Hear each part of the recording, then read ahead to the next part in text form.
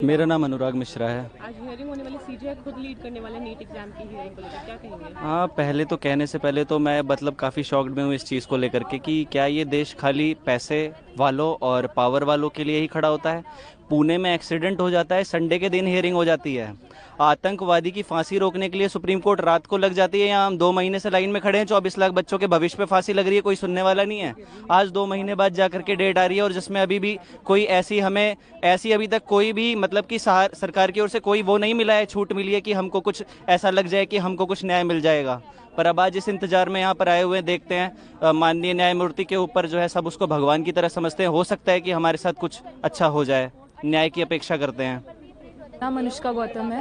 तो आज हियरिंग होने वाली है, उम्मीद कर रहे हैं सबका वर्डिक्ट आ जाएगा, क्या कहेंगे? हम तो यही चाहते हैं कि जो फैसला है वो इसी चीज़ के फेवर में आए कि रीनेट दोबारा से हो, या फिर कोई भी ऐसा विकल्प लिया जाए जिससे जो भी बच्चे डिजर्विंग कैंडिडेट्स हैं वो सिलेक्ट हो पाए, उन्हें कॉलेज मिल पाए। सिर्फ डिजर्विंग कैंडिडेट्स 660 अबव ही नहीं है, जो बच्चे 620 से 650 नंबर लेकर के आए हैं वो भी डिजर्विंग कैंडिडेट्स की कैटेगरी के अंदर बिल्कुल लाई करते हैं। और अगर ये हम बात करें एनटीए की और गवर्नमेंट की, तो वो लोगों ने तो सिर्फ यही कह करके मामले को खत्म कर दिया है कि आइसोलेटेड सेंटर्स के अंदर ही हुआ है जितना भी स्कैम हुआ है, और उन लोगों के मार्क्स इतने नहीं आए हैं कि वो मतलब उन्हें कॉलेज मिल सके। तो ये चीज़ हमें कैसे पता चले? मतलब कोई भी चीज़ की हमें ट्रांसपेरेंसी नहीं है, वो लोग जो कह रहे हैं बस हमें उसी को मान लेना है।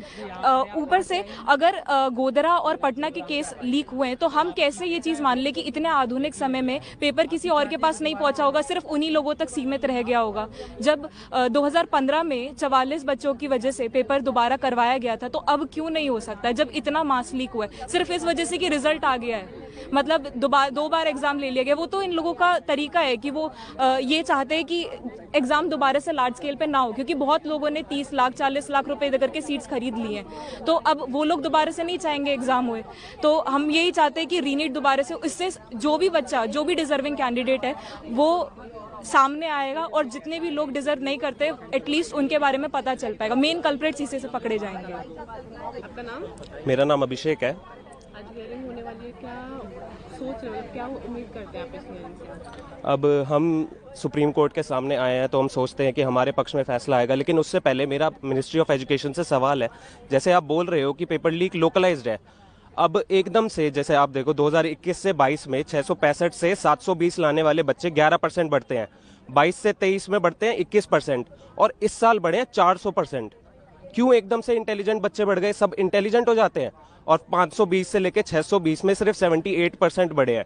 तो हम कैसे कह सकते हैं कि पेपर लीक लोकलाइज्ड है? और फिर आप एक वर्ड यूज करते हो एलिजिड। जब सारे प्रूव्स हैं, फॉरेंसिक रिपोर्ट्स हैं, तो आप कैसे कह सकते हो कि अभी तक ये पूरी तरह से प्रूव नहीं हुआ है? पेपर लीक प्रूवन है। और अगर आप देखो, जैसे आप कोई और ऑल्टरनेटिव लेते हो, पार्शियल रीनीट करवाते हो आप, तो वो बच्चे कैसे आएंगे सामने जिनके पास पेपर ऑलरेडी पहुंच गया था? और अगर आप रीवैल्यूएशन करवाते हो जिनके पास ऑलरेडी पेपर था, जिनके सेंटर पे टीचर्स ने ओएमआर भरी है, वो उन बच्चों के तो ऑलरेडी कितनी भी बार पेपर चेक कर लो, उनके तो उतने ही मार्क्स आने वाले हैं ना। तो और कोई सोल्यूशन इसका नहीं है। रीनीट होना चाहिए, सबका होना चाहिए, दोबारा होना चाहिए, इसी से कल्प्रेट सामने आएंगे। That's it. आपका नाम? अनवी गुप्ता।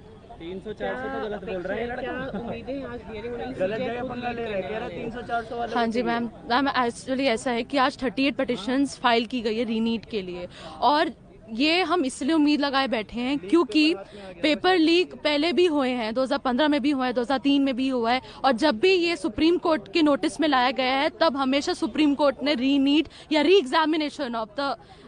एग्जामिनेशन हमेशा उसको सपोर्ट किया है, हमेशा उसके लिए जजमेंट दिया है। और जो नो रीनीट वाले कहते हैं कि भाई हमने मेहनत नहीं की, ये नहीं किया, तो मेहनत सब ने की है। या जितने भी बच्चे आपको दिख रहे हैं, जितने भी बच्चे आपसे न्यूज़ बोल रहे हैं, उन्होंने सबने मेहनत की। 630 वाला, 620 वाला, उन सब ने मेहनत करी है, फिर भी उनको कॉलेज नहीं मिलता है इस रैंक इन्फ्लेशन के चलते।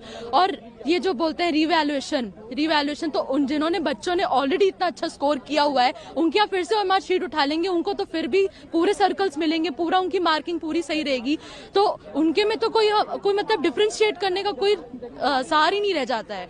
तो इसलिए हम चाहते हैं कि इतनी ज्यादा रैंक इन्फ्लेशन, वो भी सिर्फ 620 से 720 के बीच, सिर्फ उसी स्लॉट में आना, ये बिल्कुल ही गलत है। बिल्कुल ही इसमें दाल में कुछ काला वाली बात है ये, इसलिए हम चाहते हैं कि रीनीट हो और हमें उम्मीद है कि अगर आज नहीं तो अगली हियरिंग में जरूर हमारे हित में फैसला आएगा। Thank you. अब बोलिए अपना नाम और फिर पूजा, मैं पेरेंट हूँ। मेरी बच्ची ने 642 स्कोर किया है और आज वो इस कंडीशन में है कि उसको एक भी रिस्पेक्टेबल गवर्नमेंट कॉलेज में सीट अच्छी नहीं मिल रही। इसका कारण सिर्फ और सिर्फ जो बीच में धांधलेबाजी करके आए हुए बच्चे हैं। जहां बच्चे का रैंक हम एक्सपेक्ट करते 9 से 10 हज़ार के बीच में, आज उन बच्चों का रैंक 4 गुना बढ़ जाता है। तो क्या ये रातों रात ऐसे ही बढ़ गया? क्या इतने सारे बच्चे बीच में आ गए?